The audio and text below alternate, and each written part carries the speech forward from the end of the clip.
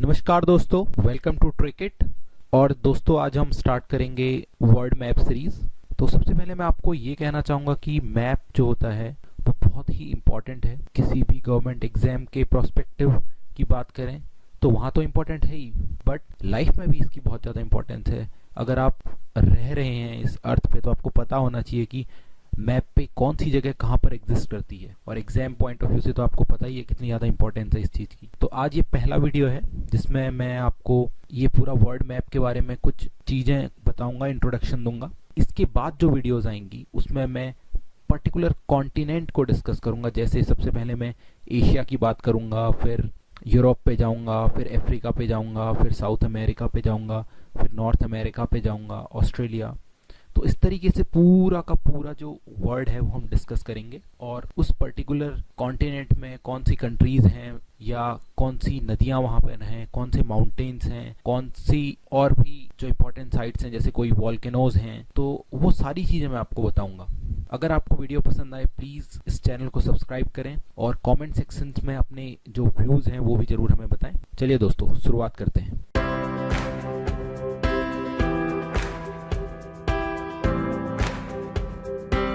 तो फ्रेंड, सबसे पहले अगर हम बात करें, जो हमारी अर्थ है वो दो चीज़ों से मिलकर बनी हुई है। एक तो कॉन्टिनेंट्स हैं, ठीक है, और दूसरे हैं ओशियन। ये जो नीला वाला पोर्शन है ये सब हमारा, ये ओशियंस है हमारे, जहाँ पानी ही पानी है। और ये लैंड वाला एरिया है, बाकी का लैंड वाले एरिया को हम बोलते हैं कॉन्टिनेंट्स, हिंदी में जिसे महाद्वीप कहते हैं, और ओशियंस को हम कहते हैं महासागर। तो दोस्तों जैसा कि आप सबको पता ही है कि हमारे टोटल 7 कॉन्टिनेंट्स हैं, 7 महाद्वीप हैं हमारे।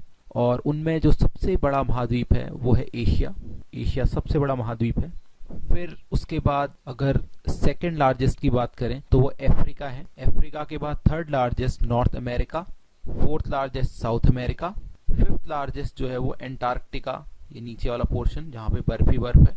और सिक्स लार्जेस्ट की बात करें तो यूरोप, सेवेंथ लार्जेस्ट ऑस्ट्रेलिया। और ऑन अदर हैंड जब ओशियंस की बात की जाती है तो 5 ओशियंस हैं हमारे। ये पहला देखिए, दिस इज पैसिफिक ओशियन, क्योंकि अर्थ जो है वो क्या है, गोल है। तो ये इधर का पैसिफिक ओशियन, ये वाला पोर्शन, और इधर भी पैसिफिक ओशियन है, ठीक है दोस्तों। और पैसिफिक ओशियन को हिंदी में हम प्रशांत महासागर बोलते हैं। फिर यहाँ पे ये देखिए एस शेप बनाता है, जो इसको बोलते हैं हम अटलांटिक ओशियन, अटलांटिक महासागर। और उसके अलावा ये है हमारा इंडियन ओशियन, हिंद महासागर। ऊपर हमारा हो गया आर्कटिक ओशियन, आर्कटिक महासागर। और नीचे ये है सदर्न ओशियन, इसको कुछ लोग अंटार्कटिक ओशियन भी कह देते हैं, लेकिन इसको मेनली सदर्न ओशियन कहा जाता है। तो ये तो हुई कॉन्टिनेंट्स और ओशियंस की बात। दोस्तों अब थोड़ा इनकी बाउंड्रीज को देख लेते हैं कि कौन सा कॉन्टिनेंट कहाँ पर है और ये कैसे जुड़े हुए हैं। तो सबसे पहले हम एशिया की बात कर लेते हैं। एशिया में अगर सबसे बड़ी कंट्री की बात करें तो ये रशिया है। और अगर बड़े देशों की बात कर लें हम तो चाइना हो गया, और ये हमारा प्यारा भारत। तो ये 3 एक तरह से मुख्य देश हैं एशिया के। और अगर हम इसमें रशिया की बात करें, रशिया एक ऐसी कंट्री है जो एशिया का भी पार्ट है। ये देखिए इतना यहाँ तक, ये रशिया एशिया का पार्ट है इस जगह पे, और इधर यहाँ तक कुछ इस तरह ये यूरोप का भी पार्ट है। तो इनका सेपरेशन जो होता है, यहाँ पर एक माउंटेन्स हैं जिनको यूराल माउंटेन्स कहा जाता है, वो एज अ बाउंड्री काम करते हैं एशिया और यूरोप के बीच में। और आगे अगर हम देखें तो ये पूरा ये रशिया है यहाँ तक। और अगर इस पोर्शन की अगर हम बात करें, इसको हम कैस्पियन सी कहते हैं। और ये वाला जो एरिया है इसको ब्लैक सी कहा जाता है। और फिर ये वाला पोर्शन है, इसको मेडिटेरेनियन सी कहते हैं हम। और अगर एशिया और अफ्रीका की बात करें तो यहाँ पर स्विस कैनाल है इस जगह पर, तो वो एशिया और अफ्रीका को सेपरेट करती है। और इजिप्ट एक ऐसी कंट्री है जो अफ्रीका का भी पार्ट है और एशिया का भी पार्ट है, और इनके बीच में जो सेपरेशन का काम करती है वो स्विस कैनाल है। और अगर अफ्रीका की बात करें तो अफ्रीका की जो सबसे बड़ी कंट्री है वो है अल्जीरिया। और ये जो मेडागास्कर है ये अफ्रीका से अलग दिखाई देता है, लेकिन अगर कॉन्टिनेंट की अगर बात करें तो ये भी अफ्रीका कॉन्टिनेंट का ही पार्ट है। तो अब नॉर्थ अमेरिका की बात कर लेते हैं। तो नॉर्थ अमेरिका जो है इसमें 3 मेन कंट्रीज हैं, कनाडा, और ये जो इतना पोर्शन है ये, और ये आपका हो गया यूनाइटेड स्टेट्स ऑफ अमेरिका। और यूएसए का ही पार्ट ये भी है, इतना जो पोर्शन है जिसको अलास्का कहते हैं हम। और नीचे ये मैक्सिको, और अगर सबसे बड़ी कंट्री की बात करें हम नॉर्थ अमेरिका की, तो वो है कनाडा।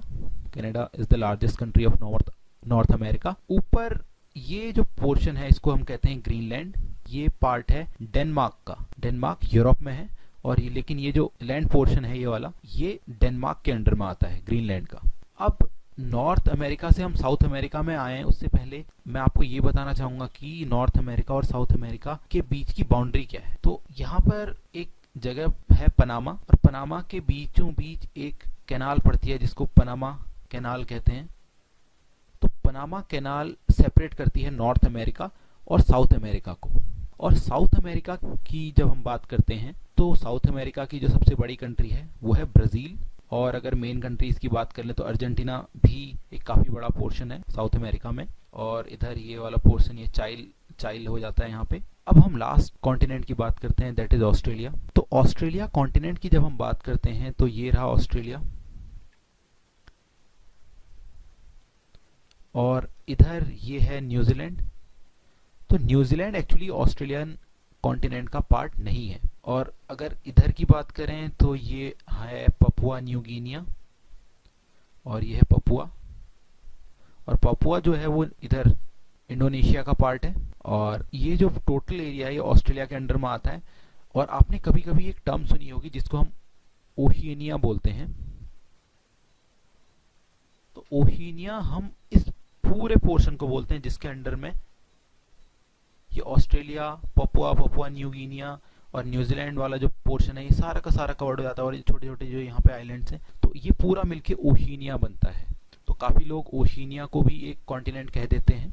तो ये एक तरह का कंफ्यूजन बना रहता है लोगों में, लेकिन ऑस्ट्रेलिया एक पर्टिकुलरली एक कॉन्टिनेंट है और ओशिनिया ये जो है ये पूरे रीजन को अगर हम कंबाइन कर दें तो उसको ओशिनिया कहते हैं। दोस्तों लास्ट में आपसे कुछ और डिस्कस करना था, और वो ये है कि अर्थ में डिफरेंट लोकेशन को लोकेट करने के लिए कुछ इमेजिनरी लाइंस ड्रॉ की गई हैं, कुछ इस तरीके से वर्टिकली, जिन्हें हम लॉन्गिट्यूड्स कहते हैं, और कुछ लाइनें इस तरीके से ड्रॉ की गई हैं हॉरिजॉन्टली, जिन्हें हम कहते हैं लैटिट्यूड्स। और लॉन्गिट्यूड्स और लैटिट्यूड्स का फायदा ये होता है कि इनकी वजह से हम किसी पर्टिकुलर लोकेशन को जान सकते हैं कि कौन सी लोकेशन कहाँ पर है। एग्जाम्पल के तौर पे अगर इस लोकेशन को आपको जानना है तो ये एक लैटिट्यूड है और ये एक लॉन्गिट्यूड है। तो यहाँ पे जो भी कोऑर्डिनेट्स होंगे उसके अकॉर्डिंग आप कह सकते हैं कि ये जगह इस कोऑर्डिनेट पे पड़ती है। दोस्तों अगर लैटिट्यूड्स देखें तो 3 बहुत इंपॉर्टेंट लैटिट्यूड्स हैं। उनमें से पहला है जो अर्थ के बीचों बीच से लाइन पास होती है, इस लैटिट्यूड को हम कहते हैं इक्वेटर,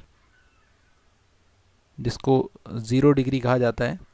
और अगर इक्वेटर की अगर बात करें तो यू कैन सी ये साउथ अमेरिका से पास होती है, फिर उसके बाद अफ्रीकन कॉन्टिनेंट से पास होती है, और उसके बाद एशिया में ये इंडोनेशिया वाले ए रीजन से पास होती है। इसके अलावा जो बाकी के 2 लैटिट्यूड्स हैं वो हैं, एक ये है जिसको कहते हैं ट्रॉपिक ऑफ कैंसर। तो ट्रॉपिक ऑफ कैंसर को कहते हैं 23.5 नॉर्थ लैटिट्यूड, क्योंकि ये नॉर्दर्न साइड में है इसीलिए। और अगर इसकी बात करें तो ये यहाँ देखिए नॉर्थ अमेरिका से पास हो रही है, फिर उसके बाद अफ्रीका से पास हो रही है, फिर उसके बाद एशिया में, और एशिया में पर्टिकुलरली इंडिया से ये पास हो रही है।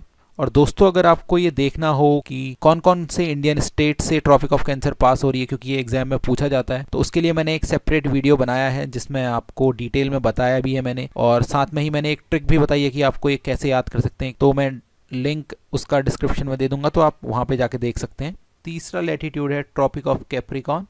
ये इसको हम कहते हैं 23.5 डिग्री साउथ, और ये you can see south American continent से पास होती है, फिर उसके बाद अफ्रीकन कॉन्टिनेंट से पास होती है, और उसके बाद ऑस्ट्रेलियन कॉन्टिनेंट से पास होती है। अफ्रीका एक ऐसा कॉन्टिनेंट है जहां से ये तीनों लाइनें पास होती हैं, ट्रॉपिक ऑफ कैंसर, इक्वेटर और ट्रॉपिक ऑफ कैप्रिकॉर्न। और दोस्तों मैंने उन पे भी वीडियोस बना रखी हैं कि ये जो ट्रॉपिक ऑफ कैंसर है ये कौन कौन सी कंट्रीज से पास ऑन होती है, ऐसे ही इक्वेटर जो है ये कौन कौन सी कंट्रीज से पास होती है, और साथ ही ट्रॉपिक ऑफ कैप्रिकॉर्न कौन कौन सी कंट्रीज से पास होती है। तो आपको मैं उसका लिंक डिस्क्रिप्शन में प्रोवाइड कर दूंगा, यू कैन सी, और बहुत ही आसान तरीके से बताया हुआ है ट्रिक के साथ, तो आप देख सकते हैं। और उसी के साथ साथ अगर लॉन्गिट्यूड की बात करें तो एक बहुत इंपॉर्टेंट लॉन्गिट्यूड है 0 डिग्री लॉन्गिट्यूड, जिसे कि हम कहते हैं, ये यहाँ पर इंग्लैंड में एक जगह है जिसको ग्रीनविच कहते हैं, वहां से पास ऑन होती है, और ग्रीनविच के ही अकॉर्डिंग पूरे वर्ल्ड का जो टाइम है वो डिसाइड किया जाता है। तो दोस्तों ये था हमारा फर्स्ट वीडियो जिसमें मैंने आपको बेसिक इंट्रोडक्शन दिया वर्ल्ड के बारे में। ये वीडियो कुछ ज्यादा डिटेल में नहीं थी, बट जो आने वाली वीडियोज हैं जिसमें हम पूरा का पूरा वर्ल्ड कवर करेंगे वो आपकी मेन वीडियोज होंगी, जिसमें हम बहुत डिटेल्स में चीज़ों को देखेंगे, और जो इसके बाद नेक्स्ट वीडियो आएगा उस पर हम पूरा का पूरा एशिया देखेंगे और आपको बहुत सारी इन्फॉर्मेशन देखने को मिलेगी। तो अगर आपको ये वीडियो पसंद आया तो आप पूरी सीरीज जरूर देखें। जो भी आपके सजेशंस हैं please write down in the comment section. और अभी के लिए थैंक यू वेरी मच। जय हिंद।